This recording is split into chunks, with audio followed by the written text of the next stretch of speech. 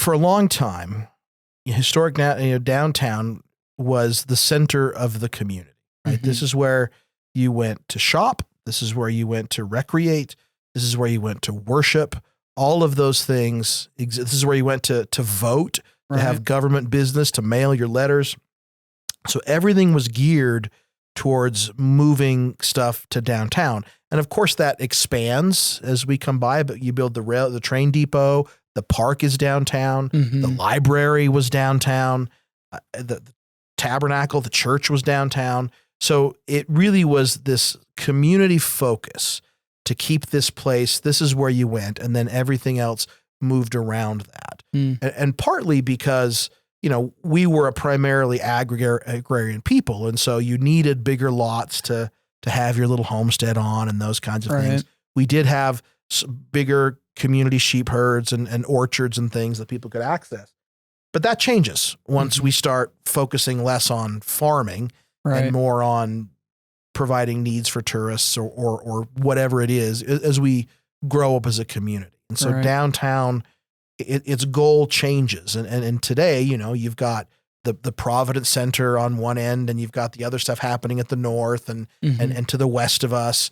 So downtown becomes this centerpiece of doing this. And what happens as the community grows, as the university comes online and other people are coming in from bigger cities, realizing what needs to happen for growth.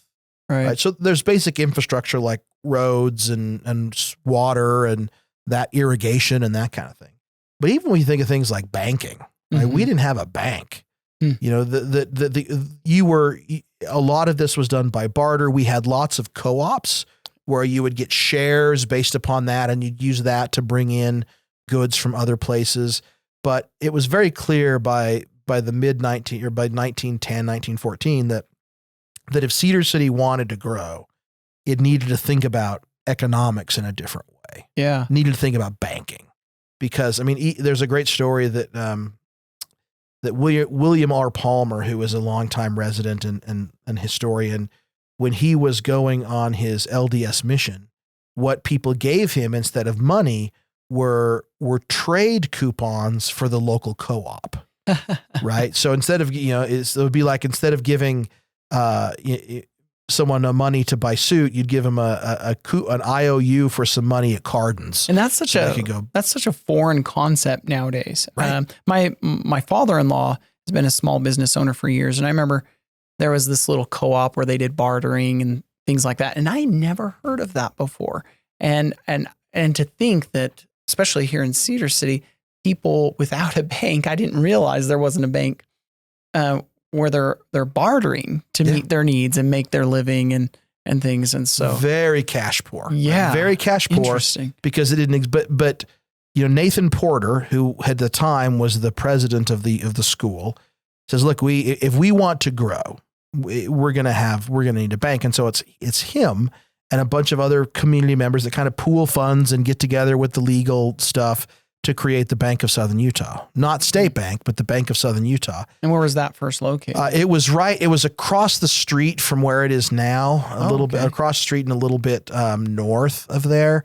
And then it moved to the building that's right directly north of where it is now as well. I don't know. It used to be Mountain West Books. I think now it's maybe a Levitt Business Center or something like that.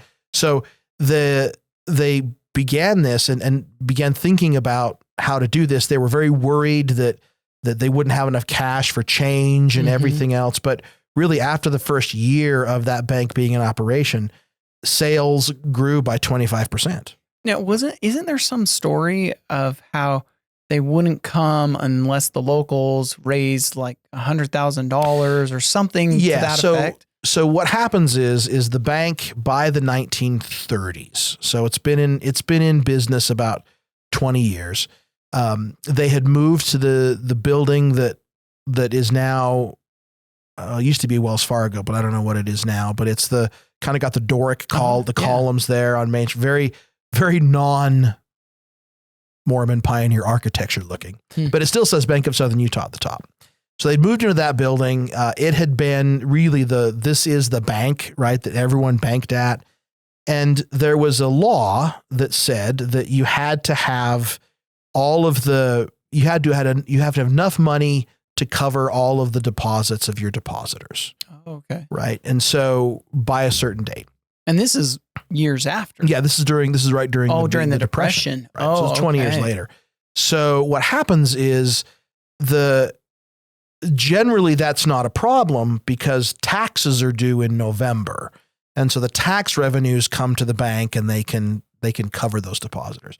So the bank was depending on that to happen. And what had happened was because of the effects of the Depression, the county commission had said, we're going to delay taxes being due. Oh. So the bank never got the money that they expected to come in. And so they were not, it's very, very important for some to say that they were not insolvent, right? They didn't run out of money. It just hadn't got in there yet. Right. And so they made a very difficult decision on Christmas Eve in the 1930s to say, we don't have the money to cover this. We're going to have to close the bank. It's like Jimmy Stewart in It's a Wonderful Life. Yeah. So they closed the savings and loan, right? The Bedford Falls Savings and Loan. So they closed the bank, and the doctor of Cedar City comes home and he takes his hand, he puts his hand in his pocket and gathers his family around the table, and he has a handful of change and he slaps on the table and says, "This is all we have. It's all we got." So the community is very adamant that this bank not fail. So they go to the bank board in Salt Lake and say, we want to reopen the bank.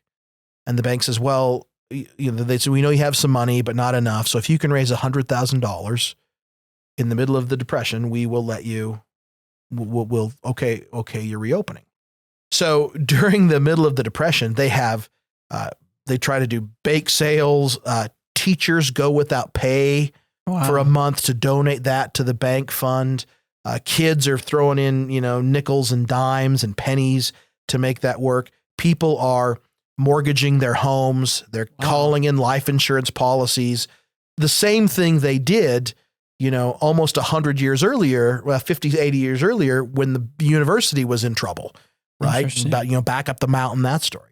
So they do this. They can't raise the 100,000. They raise about 90,000 or so, and go to the bank and say, "Hey, in Salt Lake, we can't get 100, but we've got 90. We're close." Right, we're close. And the bank board says, "Okay, but you know what's going to happen.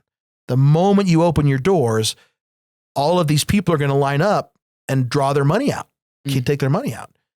But on the day the bank opens, there's a very famous picture famous in Cedar City, of a line of people outside the bank. And that is the line to deposit, not to withdraw. Yeah, but I'm sure the bank was worried. Right, yeah. Big line coming down. So they deposit another, $20,000 that day? And it makes the Bank of Southern Utah the only bank in the state that had closed during the Depression that actually reopened. I mean, there were banks like Zion's and others that hadn't closed. Yeah. But this was the only bank in this small rural community that saved its bank. They had a big party and, celebrations, but it's an amazing story of again and again of community. Janet Segmiller subtitles her history of the county, Community Above Self. Yeah. So it's an example of that community, again, saying the good of the whole is really more important than myself. Yeah. I